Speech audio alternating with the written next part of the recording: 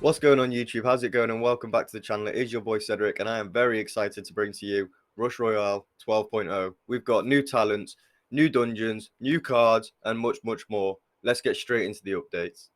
We've got lots to cover in today's video, guys, so if I could ask politely, if you could all leave a like on this video, if I could try and reach 50 likes on this Rush Royale 12.0 update video, that would be amazing.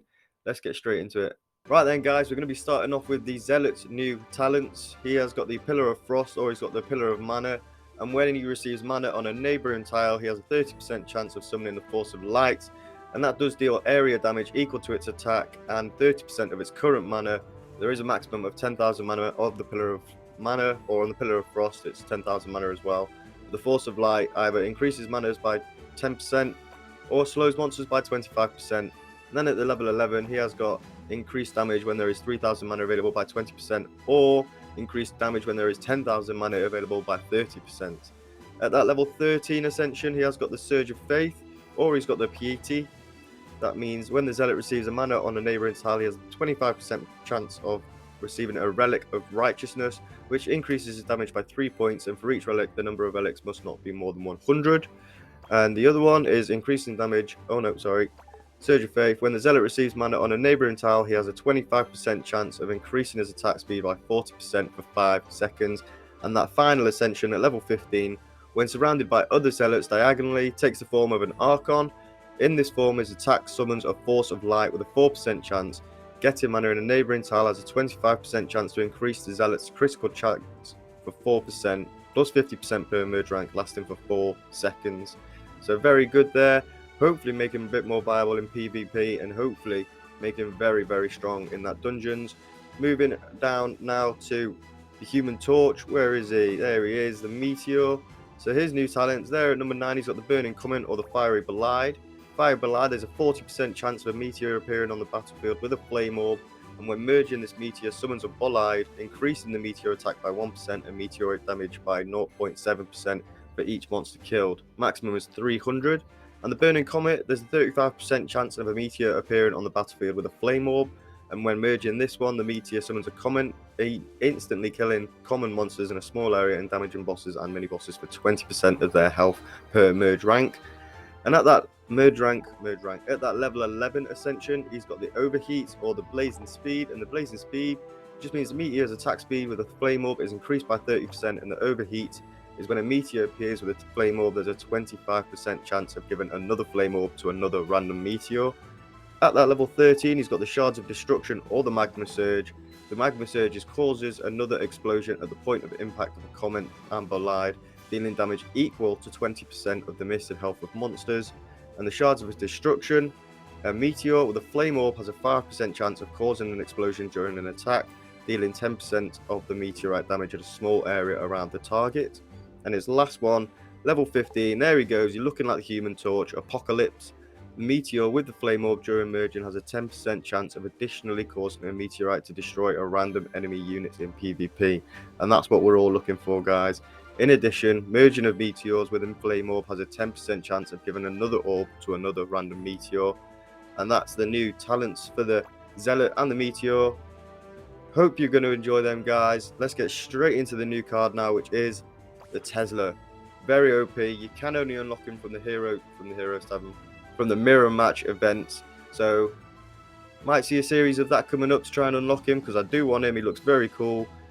Let's get his description up. Receives charges when units in adjacent tiles are merged or increased rank. Damage is increased with every charge. Receives a chain attack when maximum charge is reached.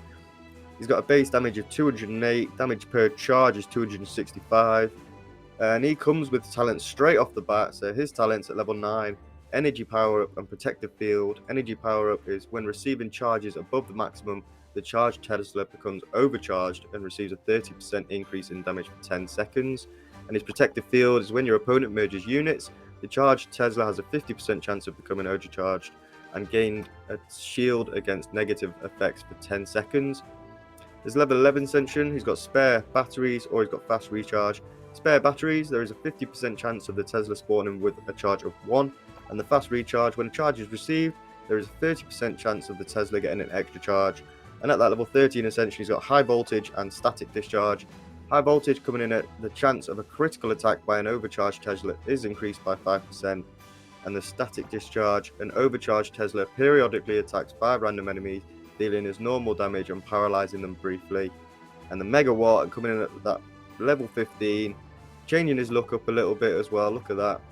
But the megawatt charges above the limit are sent to a random non-overcharged Tesla in the field. When receiving a charge, the Tesla deals damage to monsters equal to 5% of their health. The number of targets depends on the merge rank. So that's the new card and the new talents. Let's jump straight into dungeons now, shall we? So we've got 3 new floors, floor 8, floor 9 and floor 10. And again, they're all maximized at wave 40 by the looks of things, but we do have the new bosses. So jumping into the 3 new bosses we've got now is the Grand Master. He comes with 2 abilities and they're applied alternately. First, units are hypnotized randomly in a checkerboard order, then 2 units swap places. After swapping places, the units receive an increase in damage for some time. Next boss, we've got Assassin. The Assassin uses pinpoint fatal attacks. His first attack lowers the merge level of 1 random unit. Then he removes all negative effects from himself, and he eliminates one of the units regardless of its merge rank. Very scary. And last but not least is Virus, and he infects 1 unit with the virus, which it can then spread to neighboring units. Occasionally, the virus can mutate so that it lowers the attack speed or damage inflicted by infected units, and when the affected units recover, they are immune until the end of the wave. So that's the 3 new bosses. We do have a new mini boss as well, being Troubadour. And the Troubadour increases attack damage of nearby units by 20%, but when defeated, he increases health of enemies on the field by 30% of the maximum health. Right then guys, I hope you are enjoying the video so far. Please be sure to leave a like and comment what you think of the new legendary unit down below. But now we're going to be jumping straight into the balance changes, and we've had a nerf on the Knight Statue, Grindstone and the Scrapper. So the critical attack chance bonus with merge rank is now smaller, 100% per merge rank is down to 50% per merge rank, and that's the exact same with the Grindstone. And the Scrapper has actually increased the number of charges required for merge rank from 3 to 4. So we'll hopefully be seeing a little bit of a decrease in the Knight Statue than Blade Dancer decks. The robots had a rework. Now at 5 progress counters, the robot gets area attack again, and at 10 it gains attack speed. The previous change had a negative effect on players with little critical damage and low unit levels. As a result, it was decided to restore the parameters concerned to the previous form. So not too bad there. A little bit of a buff on the Gargoyle. Its attack interval is now shorter, 0.7 to 0.6, and the Hunter has increased its initial damage at level 1 from 67 to 78. And the Engineer's damage bonus increased for mana boosts, 80 to 100. Minor enhancements to these units for more precise balance among units of similar rarity. And that's a little sneak peek into the deck that we're going to be using a bit later on today, ladies and gentlemen. And the talents have been reworked and buffed and nerfed a little bit, so let's jump into them. We've got the Cold Mage, increased chance of triggering Blizzard. It's gone from 5% to 7%. Sharpshooter has explosive rounds, increased damage and area damage 30% up to 50%. His Shrapnel now also reduces armor by increasing damage to monsters in Shrapnel by 30%, and his Precise Shooting description changed to improve understanding of how the talents work.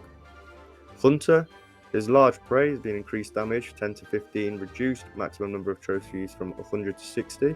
His Keen Eye ability is increased critical damage chance 5% up to 12%. Wild Hunt has increased the chance of summoning a boar 5% up to 8%. And he's fixed a bug that caused the additional trophy to not activate the Hunter's rank, increasing from the Hunter's season talent. Priestess, gift from the heavens, reduced mana from the towel 300 to 250. Protection from curses, increased damage from units 20% up to 30%, and increased duration 3 seconds up to 6 seconds. Power of Light, increased enhancement duration 4 seconds up to 5 seconds. And the Reaper, his maximum game, mana reduced when finishing off monsters 5 to 3. And his Grim Harvest, increased chance of finish off monsters off with Harvest. This chance of finishing off monsters in the area is the same as basic finishing off.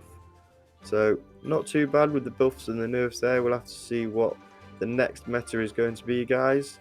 Right then, guys, I think that does about cover everything for Rush Royale 12.0. There's a few bits and pieces. We're going to be jumping straight into some dungeons later, and I've also got a few decent PvP matches to show you with a new deck I've been playing with. Leave a like on the video, guys. Comment down below. Subscribe if you're new around here, and I'll see you all in the next one. Peace.